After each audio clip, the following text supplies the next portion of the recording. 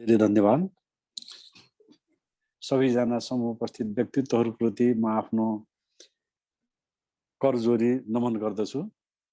आज मलाई हाम्रो आदरणीय आनन्दज्यूले केही दिन अगाडि यो कार्यक्रमको बारेमा बताउनुभयो। केही गर्न साउन महिनामा भगवान पशुपतिनाथ भगवान शिवको महिमाको बारेमा हाम्रो कार्यक्रम छ, त्यसमा केही बोल्ने अथवा केही गर्न सकिन्छ भनेपछि मैले त्यसलाई सहर्ष स्वीकार गरेँ।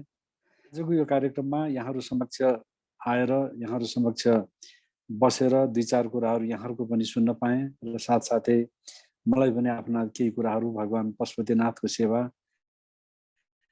देखि गरेको र भगवान पशुपति क्षेत्रकै सान्निध्यमा जन्मेको, त्यही नै केटाकेटीदेखि नै हुर्के बढेको र त्यही संस्कारमा संस्कारित भएको हुनाले भगवान पशुपतिनाथको बारेमा आज यो यत्रो महत्त्वपूर्ण श्रावण महिनाको बेलामा केही आफ्नो विचारहरू राख्न पाउँदा अत्यन्त खुसी लागेको छ। यद्यपि श्रावण महिनामा मात्रै भगवान शिवको, भगवान पशुपतिनाथको, भगवान रुद्रको अथवा भगवान ईशानको पूजा आजा र निधि ध्यासन गर्ने होइन। हरेक दिन, हरेक क्षण, हरेक पल भगवानको लागि हामीले सम्झन सक्यौँ, उहाँको लागि समय दिन सक्यौँ र साथसाथै उहाँलाई पुकार गर्न सक्यौँ भने सधैँ हामीले भगवानबाट जुन आशीर्वाद प्राप्त गर्छौँ र भगवानलाई सम्झिने मौका पाउँछौँ, त्यसले हाम्रो जीवनलाई नै अभाग्यशाली बनाउँछ। त्यसमा त कुनै प्रश्नै छैन। त्यही पनि कतिपय मानिसहरूको लागि समय नहोला, समय नहुन सक्छ।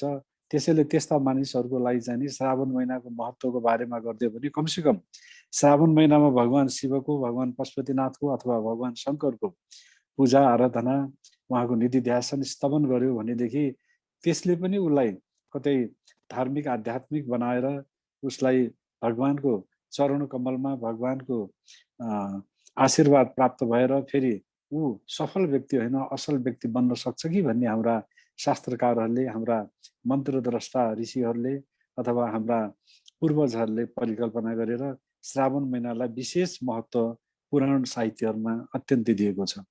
वेदमा त श्रावण महिनाको त्यस्तो विधि महत्त्वको बारेमा कतै केही पाइँदैन, तर पुराण साहित्यमा भगवान शिवले भनेको भनेर, पार्वतीलाई भनेको भनेर, त्यस्तै विभिन्न चरणमा त्यहाँ श्रावण महिनाको महत्त्वको बारेमा बताइएको पाइन्छ।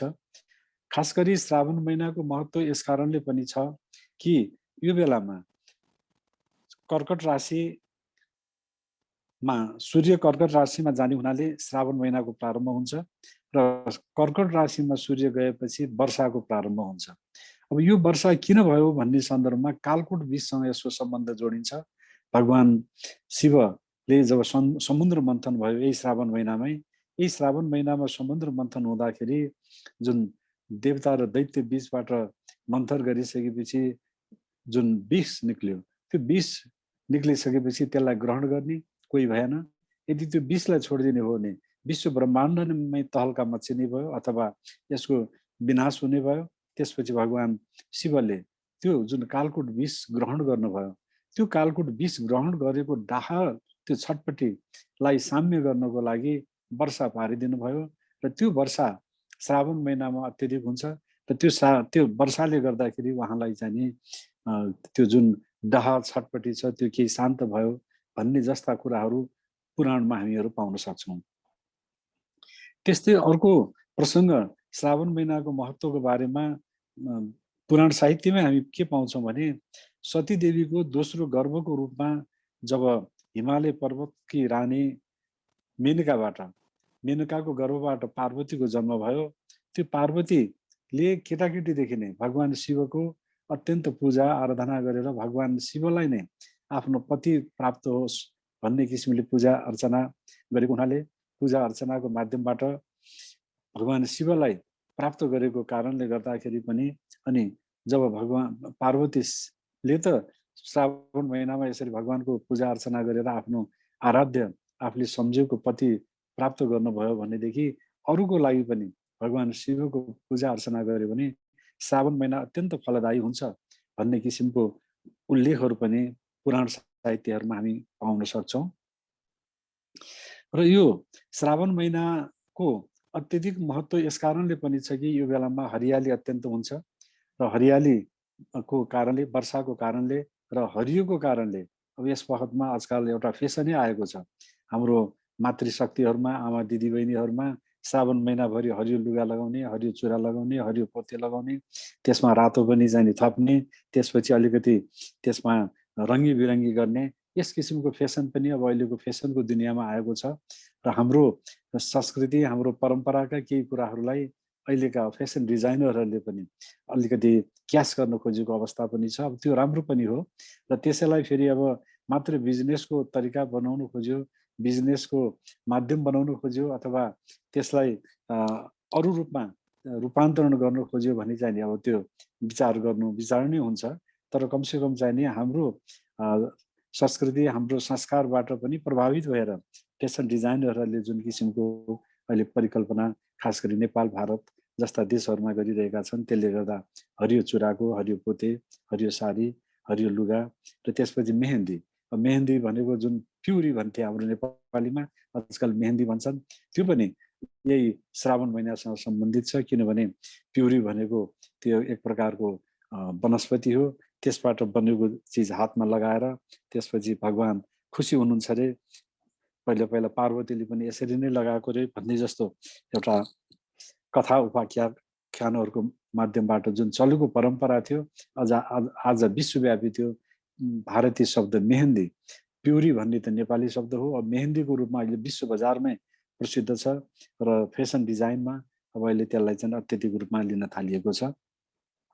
यसैले भगवान शिवको जुन यो महत्त्व छ श्रावण महिनामा, त्यसको व्याख्या अब हाम्रा पुराण साहित्यहरूमा अत्यधिक रूपमा गरिएको छ र त्यसैबाट पछि गएर श्रावण महिनामा भगवान शिवको मठ मन्दिरहरू जहाँ जहाँ छ त्यहाँ त्यहाँ दर्शनार्थीहरू जाने, भक्तजनहरू जाने र त्यसपछि भगवान शिवको उपासना गर्ने, पूजा आजा गर्ने परम्परा चल्यो र पछि गएर बोलबम यात्रा पनि यसै गरी चल्यो र वैद्यनाथ, भारतको वैद्यनाथ क्षेत्रमा चलेको जुन बोलबम यात्रा थियो मात्र सुरुमा त्यहीकै मात्रै हो कि जस्तो भइरहेकोमा पछि गएर अब हाम्रो पिण्डेश्वरमा पनि चल्यो। त्यसपछि नेपालका विभिन्न तीर्थस्थलहरूमा, वास्तवमा अछाममा वैद्यनाथ धाम, प्राचीन वैद्यनाथ धाम अछाममा छ, तर त्यो बारहा पुराणमा उल्लेख भएको जुन प्राचीन वैद्यनाथ धाम छ त्यसको हामीले त्यति विधि प्रख्याति गर्न सकिरहेका छैनौँ। अब यो एउटा फेरि दुर्भाग्य भन्नुपर्छ, हामी कहाँ शिर क्षेत्र, हामी कहाँ छ शीर्ष क्षेत्र, हामी कहाँ छ, किनभने भगवान शिवको वासस्थल, भगवान शिवको रुचाइएको स्थल हिमाल क्षेत्र हो र फेरि पार्वती हिमालयकी छोरी हुन्। यसैले यो शीर्षस्थलमा हामी छौँ। शीर्षस्थलमा अनेक भगवान शिवसँग सम्बन्धित मठ मन्दिरहरू छन्, त्यस्तै अरू मठ मन्दिरहरू छन्, तर तिनीहरूको हामीले जति प्रसिद्धि गराउनु पर्थ्यो त्यो गराउन सकेका छैनौँ र हामी सधैँ तीर्थस्थल भन्नासाथ छिमेकी मुलुक भारतका विभिन्न स्थलहरूलाई मात्र सम्झन्छौँ। हाम्रो तीर्थस्थललाई चाहिँ हामी नजिकको तीर्थ हेला गर्दछौँ। यसैले नेपालको प्राचीन वैद्यनाथ क्षेत्र पनि अछाममा छ, त्यहाँ पनि त्यस्तै छ। अब अहिले बिस्तारै बिस्तारै अलिअलि सुधार हुने र त्यहाँ चाहिँ नि तीर्थयात्रीहरूलाई सरसुविधाका केही विशेष व्यवस्था हुन थालेका छन्, नभएदेखि अनकन्टा ठाउँमा थियो।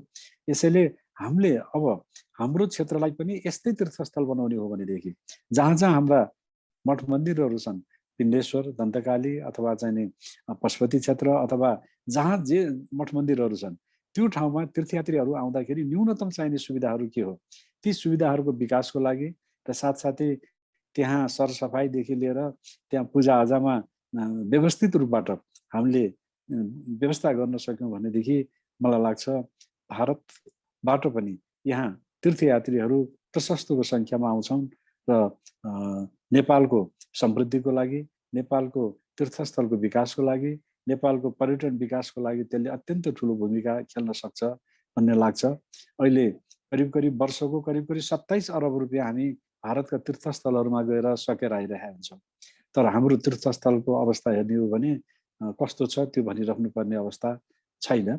यसैले यसतिर पनि अब यो हामी भगवानको बारेमा बताउँदाखेरि, हाम्रा तीर्थस्थलहरूको बारेमा बताउँदाखेरि त्यहाँको अवस्था, यहाँको जुन एउटा दुर्हो अवस्था छ त्यसको बारेमा पनि चर्चा विचर्चा गरेर विभिन्न सामाजिक धार्मिक सङ्घ संस्थाहरूले अथवा व्यक्तिगत रूपबाट संस्थागत रूपबाट के गर्न सकिन्छ भन्ने किसिमले हामीले अब सोच्नुपर्ने बेला आइसकेको जस्तो लाग्छ। भगवान शिवको आराधनाको सबभन्दा महत्त्वपूर्ण पक्ष भनेको रुद्री अथवा उहाँलाई स्नान अभिषेक गर्ने नै सबभन्दा ठुलो महत्त्व दिएको छ। अब यसको पनि एउटा कारण छ कि त्यही कालकुट विषको कारणले गर्दाखेरि उहाँमा एउटा डाहा छटपटी जुन भइरहेको छ त्यसलाई शान्त कसरी बनाउने भनेर सम्झिँदाखेरि हाम्रा मन्त्रद्रष्टा ऋषिहरूले उहाँलाई स्नान नै सबभन्दा ठुलो कुरा हो र उहाँलाई रुद्राभिषेक गरिदिनुपर्छ। रुद्राभिषेक गर्यो भने उहाँलाई शान्त हुन्छ भन्ने जस्तो एउटा परिकल्पना गरेको पाइन्छ। तर वेदकालदेखि हामीले हेर्ने हो भने वेदलाई राम्ररी अध्ययन गर्ने हो भनेदेखि कथा एकातिर छ, यथार्थ कुरा अर्कोतिर छ, त्यसको अन्तर्य अर्कोतिर देखिरहेको छ। यसैले म आज अलिकति भिन्न विचार पनि हुन सक्ला, त्यसलाई पनि वेदमा दिएका हाम्रा आधारहरूलाई लिएर त्यसबारेमा अलिकति संक्षिप्त केही यहाँ राख्ने प्रयत्न गर्दछु र त्यो मैले आज भगवान पशुपतिनाथको बारेमा अध्ययन गरेको, उहाँको बारेमा सुनेको, जानेको र त्यसपछि भगवान पशुपतिनाथकै सानिध्यमा बसेर सेवा गर्ने मौका पाएको हुनाले सम्भवतः भगवान पशुपतिनाथको, भगवान शिवको, भगवान शङ्करको प्रेरणाले पनि होला मलाई त्यो एउटा गूढ रहस्य मैले वेदहरूको माध्यमबाट जुन थाहा पाएको छु त्यो यहाँहरू समक्ष राखिसकेपछि अनि यहाँहरू पनि हामी स्वयं नै पनि भगवान शिवको प्रार्थना मात्रै गर्ने होइन, हामी स्वयं पनि आत्मतत्व रहेछौँ, हामी स्वयं पनि त्यो परमात्मा परब्रह्म परमेश्वरको एउटा व्यष्टि स्वरूप रहेछौँ। समष्टि स्वरूपमा भगवान पशुपतिनाथ, भगवान शिव, भगवान शङ्कर जे नाम दिउँ, भगवान रुद्र जे नाम दिउँ उहाँ हुनुहुँदो रहेछ। हामी त्यसको एउटा व्यष्टि स्वरूपमा छौँ भन्ने कुराको बोध पनि गर्न सक्यौँ भनेदेखि हाम्रो जीवनको महत्त्व बढ्छ जस्तो मलाई लाग्छ।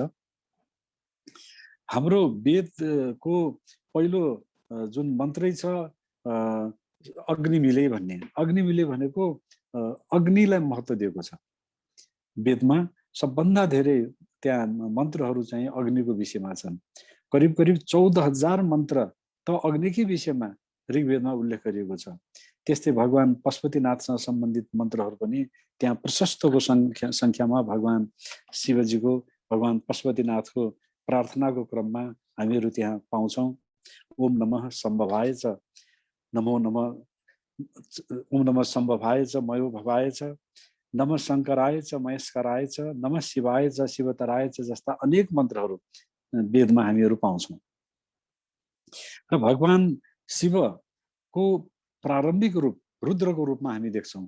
रुद्रलाई अग्निको रूपमा, अग्निलाई रुद्रको रूपमा, शिवलाई रुद्रको रूपमा, पशुपतिलाई अग्निको रूपमा, त्यस्तै रुद्र पशुपति शिव शङ्कर लगायत भगवान शिवका सहस्रौं जति पनि नामहरू छन् ती सबै अग्निसँग सम्बन्धित छन्, ती सबै रुद्रसँग सम्बन्धित छन्। र रुद्रको प्रार्थना गरिएका अनेकौं मन्त्रहरू ऋग्वेदमा, यजुर्वेदमा पाइन्छन् र त्यसपछि अरू वेदहरू, अथर्ववेद लगायतका वेदहरूमा पनि हामीहरू ठाउँ ठाउँमा पशुपतिपरक मन्त्रहरू त्यहाँ हामीहरू पाउन सक्छौँ। जसको निधिध्यासन, जसको अध्ययन मनन र चिन्तनबाट के बुझ्न सकिन्छ भने भगवान शिव भनेको, भगवान पशुपतिनाथ भनेको अरू कोही नभइकन अग्नि तत्त्व हुनुहुन्छ। र साँच्चै भन्ने हो भने यो विश्व ब्रह्माण्ड अग्नि तत्त्व बिना एकछिन पनि रहन सक्दैन। पृथ्वी, तेज, वायु, अग्नि जे हामी भन्छौँ त्यो सबैमा अग्नि तत्त्व छ।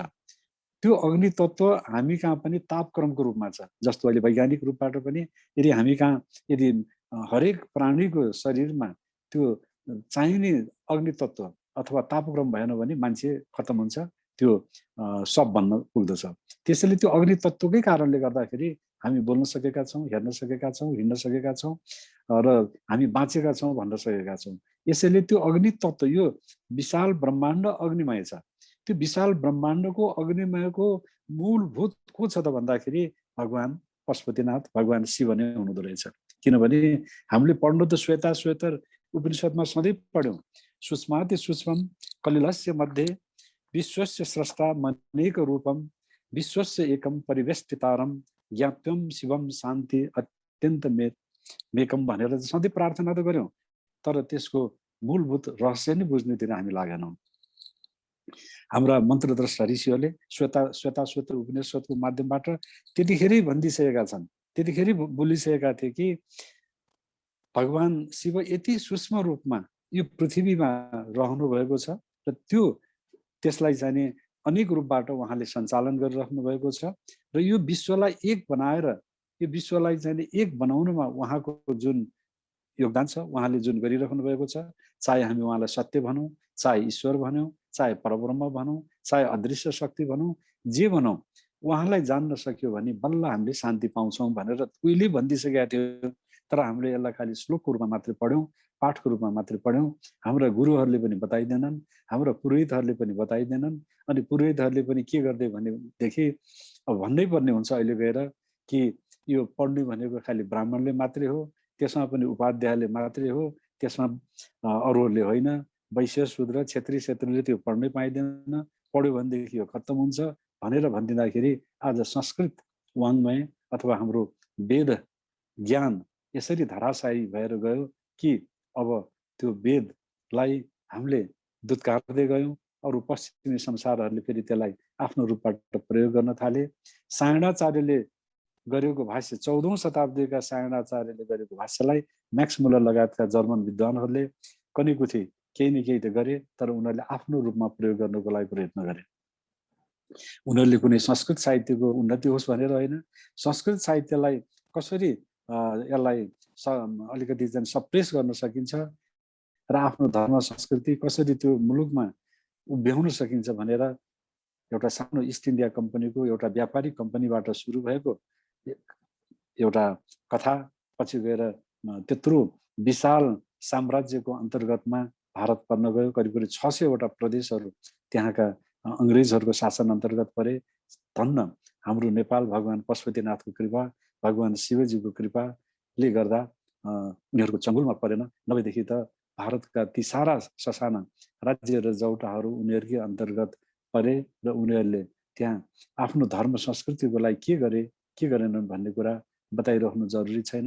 किनभने लर्ड मैकालेले आफ्नो पिताजीलाई लेखेको एउटा पत्रमा भनेका छन्, बुवा मैले भारतमा यस्तो काम मैले गरिरहेको छु कि भोलिका दिनमा अब यस्तो हुनेछ, त्यहाँका मानिसहरू हेर्दामा भारतीय जस्तो लाग्नेछ, तर उनीहरूको संस्कृति, उनीहरूको भाषा, उनीहरूको वेशभूषा, उनीहरूको खानपिन लगायत सबै कुराहरू अंग्रेज हुनेछ। त्यो काममा म खटिएको छु, किनभने मैले शिक्षाको लागि काम गरिरहेको छु, पाठ्य पुस्तकहरू बनाइरहेको छु, पाठ्यक्रम बनाइरहेको छु। त्यसका लागि विभिन्न युरोपियन मुलुकहरूबाट अंग्रेज विद्वानहरूलाई ल्याएर अरू काम पनि यहाँ चलिरहेको छ र पछिका दिनमा हामीले विशाल हाम्रो साम्राज्य खडा गर्न सक्नेछौँ, जहाँ सूर्य अस्ताउने छैन भन्ने जुन परिकल्पना छ त्यसको साकार रूप हुन सक्ने अवस्थामा पुर्याउन प्रयत्न गरिरहेको कुरा उनले त्यहाँ लेखेका छन्। र यसैले अब म्याक्स मुलरले पनि धेरै कामहरू गर्नुभयो, तर सायणाचार्य जो 14औं शताब्दीको भाष्यकार हुनुहुन्थ्यो वेदका, उहाँले गरेको अनुवादलाई अंग्रेजीमा केही सम्पादन गरेर केही लेखिदिनु भयो। अब त्यहाँ उहाँले कतिपय ठाउँमा राम्रो कुरा पनि लेख्नु भएको छ, तर कतिपय ठाउँमा वेद भनेको गोठालाहरूको गीत जस्ता कुराहरू पनि लेखिदिनु भएको छ। यसैले अंग्रेज विद्वानहरूको उदाहरण दिएर हामीहरू कहिले कहिले उनीहरूले ठुलो काम गर्दै भन्ने सम्झन्छौँ। उनीहरूले हाम्रो आर्ष वाङ्मयको बारेमा अथवा वैदिक कालिक साहित्यको बारेमा उनीहरूले जाने, उनीहरूले लेखे, त्यसैले हाम्रो महान छ भन्न खोज्छौँ। तर त्यसको भित्री अन्तर्यलाई नबुझ्ने हो भनेदेखि हामी पछाडि परिरहेको अवस्था पनि छ। यसैले हाम्रा पूर्वजहरूले सधैँ प्रयत्न के गरे भने यो आर्ष वाङ्मयलाई महान बनाउन प्रयत्न गरे, किनभने उनीहरूको सदैव चाहना नै आर्य भनेको महान बनाउने। आर्य भनेको कुनै जात जाति होइन, आर्य र अनार्य बीचको जुन भेदभाव छ त्यो भेदभाव त अंग्रेजहरूले ल्याइदिएको मात्रै हो, पश्चिमी विद्वानहरूले ल्याइदिएको हो। पश्चिमी विद्वानहरूको लय लयमा लाएर हाम्रा कतिपय विद्वानहरू पनि त्यसकै पछि लागेर हिँड्नु भएको छ, लेख्नु भएको छ। र आर्य र अनार्य बीचको जुन भेद छ त्यो जाति र जाति प्रजातिको बीचमा फाटो ल्याउने काममा पनि त्यसको प्रयोग भइरहेको पनि हामी देख्छौँ। तर वास्तवमा वेदलाई हेर्ने हो भने, पुराण साहित्यहरूलाई हेर्ने हो भनेदेखि र त्यसपछि अरू विभिन्न श्रुति स्मृति ग्रन्थहरूलाई हेर्ने हो भनेदेखि त्यहाँ आर्य अनार्य भनेको जात जाति होइन, आर्य र अनार्य भनेको त त्यो विचारको भेद, जसमा विचारको एउटा महानता छ ती आर्य व्यक्तिहरू, जसमा संकीर्णता छ तिनीहरूलाई अनार्य भन्ने क्रममा मात्र उल्लेख गरेको हामीहरू पाउन सक्छौँ। यसैले यो जुन भगवान पशुपतिनाथको विषयमा, भगवान शिवको विषयमा धारणा छ, त्यो पनि हामीले अघि म भन्दै थिएँ, हाम्रा पण्डितज्यूहरूले खालि मन्त्र पढ्ने काममा लाग्दिनु भयो, त्यसलाई कर्मकाण्डतिर ढालिदिनु भयो। त्यो कर्मकाण्डतिर ढालेको हुनाले सबै मान्छे कर्मकाण्डतिर लागे र पछि गएर त पुराण साहित्यले झन् त्यसलाई अरू कर्मकाण्डमय बनाइदियो। त्यो कर्मकाण्डमय बनाइदिएपछि त्यसको मूल चिजहरू हामी बुझ्नपट्टि लागेनौँ, त्यसको जुन एउटा अन्तर्य छ त्यसलाई जान्नपट्टि लागेनौँ, त्यसको महानतातिर गुरुले शिष्यलाई बताउने काम पनि भएन। खालि मन्त्रलाई पाठ गर्ने, श्लोकलाई पाठ गर्ने, त्यसलाई कसरी हुन्छ कर्मकाण्डमा लगाउने भन्नेतिर नै गयो। र अहिले गएर पनि अब गुरुकुलीय शिक्षा चलिरहेको छ। त्यो गुरुकुलीय शिक्षाको के देखिँदैछ भने त्यसको लक्ष्य, त्यसको उद्देश्य भनेको कुनै विद्वान, संस्कृतको विद्वान तयार गर्ने भन्दा पनि कर्मकाण्डी ब्राह्मण तयार गर्नेतिर मात्रै गइरहेको छ। 10 कक्षा पढिसकेपछि ऊ के गर्छ त भन्दाखेरि कुनै पाठ्यक्रम पनि छैन, कुनै कलेज छ, कलेजमा पनि राजनीति विषय छ, ऊ संस्कृत अलिकति पढ्छ, त्यसपछि अङ्ग्रेजी र अर्थशास्त्र अथवा अरू विषय पढ्नतिर लाग्छ। त्यसैले संस्कृतको उन्नति गरौँ भन्नेतिर अहिले त्यति देखिएको अवस्था छैन। र फेरि संस्कृत पढ्ने विद्वानहरू पनि आफूलाई लघुताभासको बोध गर्नुहुन्छ। म संस्कृत पढेको छु भनेर गौरव गर्नु सट्टामा म संस्कृत पनि पढेको छु, साहित्यमा आचार्य गरेको छु अथवा यो गरेको छु, तर अर्थशास्त्रमा म छु, अङ्ग्रेजीमा छु भनेर आफूलाई परिचय गराउने काम भइरहेको छ। यसैले हामी भगवान शिवको देशमा छौँ, भगवान पशुपतिनाथ को देशमा छौँ। भगवान पशुपतिनाथ, पशु र पति दुई शब्द मिलेर पशुपति शब्द बन्छ। पशुको अर्थ हुन्छ जनावर अथवा सम्पूर्ण प्राणी जगत। जनावर भनेको मात्र चारखुट्टेलाई भने होइन, दुई खुट्टे पनि, मान्छे पनि जनावरै हो। यदि उसमा ज्ञान छैन भने, उसमा अन्धकार छ भने, उसमा अन्धविश्वास छ भने, उसमा चेतना छैन भने, उसमा विवेक र बुद्धि छैन भने त्यो पनि पशु हो। यसैले पशुपति भनेको पशुन जीवात्मनः आति रक्षति इति पशुपति, जसले सम्पूर्ण प्राणी मात्रको उद्धार गर्नुहुन्छ, जसले सम्पूर्ण प्राणी मात्रलाई पार लगाउनुहुन्छ अथवा जसले सम्पूर्ण प्राणी मात्रलाई एउटा बुद्धि र विवेक दिनुहुन्छ र उसले आफ्नो म को हुँ भनेर चिन्न सक्ने क्षमता प्राप्त गर्छ, त्यस्ता आराध्य भगवान पशुपतिनाथ हुनुहुन्छ। त्यो पशुपतिनाथको मन्दिर हाम्रो नेपालमा हुनु भनेको हामी नेपालीको ठुलो सौभाग्य हो। किनभने भगवान पशुपतिनाथ को जस्तो नाम अथवा भगवान पशुपतिनाथ जस्तो सनातन समयदेखि चलेर आएको स्वयम्भू शिवलिङ्ग संसारमा अरू कतै पनि छैन। त्यसैले हामी सौभाग्यशाली छौँ। तर सौभाग्यशाली हुँदाहुँदै पनि हामीले पशुपतिनाथलाई अझै बुझ्न सकिरहेका छैनौँ। हामी नजिकको तीर्थ हेला गर्छौँ, टाढाको तीर्थलाई सम्मान गर्छौँ, नजिकको तीर्थलाई हेला गर्छौँ, नजिकको साधु सन्त महात्मालाई हेला गर्छौँ, टाढाको साधु सन्तलाई महान भनेर हामी पुकार्छौँ र त्यसले गर्दाखेरि पनि एउटा दुर्भाग्य हाम्रोमा छ। यसैले भगवान पशुपतिनाथको जुन मन्दिर, देवादिदेव भगवान पशुपतिनाथको प्रसिद्ध मन्दिर नेपालमा छ, त्यो पनि देवपाटनमा छ। देवपत्तन भनेको देवतै देवताहरूको सहर भएको ठाउँको नाम देवपत्तन। त्यही देवपत्तन पछि अपरवंश हुँदै गएर देवपाटन भन्यो। देवपाटन भने पनि कमसेकम त्यसले देवपत्तनकै अलिकति केही स्वरूपलाई, त्यसको अर्थलाई ल्याउँछ। देवताहरूको पाटन भनेको समतल ठाउँ। पाटन भनेर त्यहाँ पुरै समतल त छैन, अलि उचाइमा छ, तैले पनि देवपत्तनले देवपट्टनको सम्बोधनलाई त्यसलाई केही न केही लिएर आउँछ। र अहिले पनि देवपट्टन भनेको ठाउँमा नै भगवान पशुपतिनाथको मन्दिर रहेको छ। देवपट्टनको निश्चित क्षेत्रलाई पशुपति क्षेत्र भनिएको छ। यद्यपि पशुपति क्षेत्र भनेको हाम्रो हिम्मत खण्ड अनुसार जहाँ 64 शिवलिङ्ग छन्, हामी कहाँ शिव सर्किट भनेर हामी बेला बेलामा भन्छौँ। शिव सर्किट भनेको कहिले नरेन्द्र मोदीजी आउँदाखेरि भारतको बनारस र नेपालको पशुपतिलाई जोड्यौँ भने शिव सर्किट हुन्छ भन्ने जस्तो पनि सम्झेर त्यो विचार आउँछ। तर नेपालमा पहिल्यैदेखि नै शिव सर्किट छ, 64 शिवलिङ्ग। यो सुरु हुन्छ कुशेश्वरबाट, अन्तिममा आउँछ भगवान पशुपतिनाथको मन्दिरमा रहेको रुद्रगाडेश्वर मन्दिर। अन्तिममा भगवान पशुपतिनाथ मन्दिरको उत्तरपट्टि एउटा शिवलिङ्ग छ, त्यसलाई रुद्रघारेश्वर भन्छन्। नुवाकोट, कुशेश्वरदेखि लिएर नुवाकोटसम्म र अन्तिममा पूजा अर्चना गर्ने स्थल भनेको चाहिँ भगवान पशुपतिनाथ र रुद्रघारेश्वर छन्। यति 64 शिवलिङ्गहरू कुनै डाँडामा छन्, कुनै पाखामा छन्, कुनै कठिन ठाउँमा छन्, कुनै ध्रुव ठाउँमा छन्, कुनै गाह्रो ठाउँमा छन्।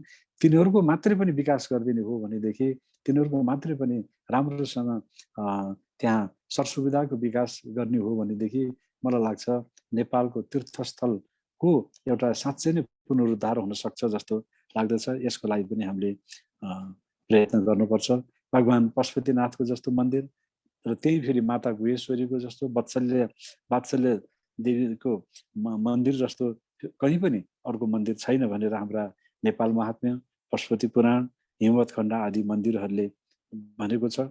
यही भगवान पशुपतिनाथको मन्दिर भएको हुनाले यो क्षेत्रलाई पशुपति क्षेत्र भन्ने नामाकरण पनि गरिएको छ। पशुपति क्षेत्रको स्थापना, पशुपति क्षेत्र भनेर त्यो विशाल रूपको पशुपति क्षेत्र भन्दा संक्षिप्त रूपको पशुपति क्षेत्रलाई विक्रम सम्वत 1867 सालमा गिरवाणी युद्ध विक्रम शाहको पालामा, राजा गिरवाणी युद्ध विक्रम शाहको पालामा 1867 सालमा एउटा निश्चित क्षेत्र तोकियो। त्यो निश्चित क्षेत्र भनेको कसैको रैकर जग्गा, कसैको गुठी जग्गा बाहेकको अरू जति पनि सार्वजनिक जग्गाहरू छन्, अरू जति पनि जग्गाहरू छन्, त्यो क्षेत्र भगवान पशुपतिनाथमा अर्पण गरिएको छ। त्यो अर्पण गरिएको क्षेत्र अहिले नाप्दाखेरि कति छ त भन्दाखेरि करिब करिब 264 हेक्टर जग्गा रहेछ। त्यो 264 हेक्टर जग्गा भनेको करिब 5000 चान्चुन रोपनी हुन्छ। त्यो भित्रको जङ्गल, त्यो भित्रको नदी, बागमती नदी, त्यो भित्रका कुण्डहरू, त्यो भित्रका लिङ्ग उपलिङ्ग, त्यो भित्रका सम्पूर्ण जे जति धार्मिक आध्यात्मिक मूर्त अमूर्त सम्पदाहरू छन् त्यो पशुपति क्षेत्रभित्र पर्दछ।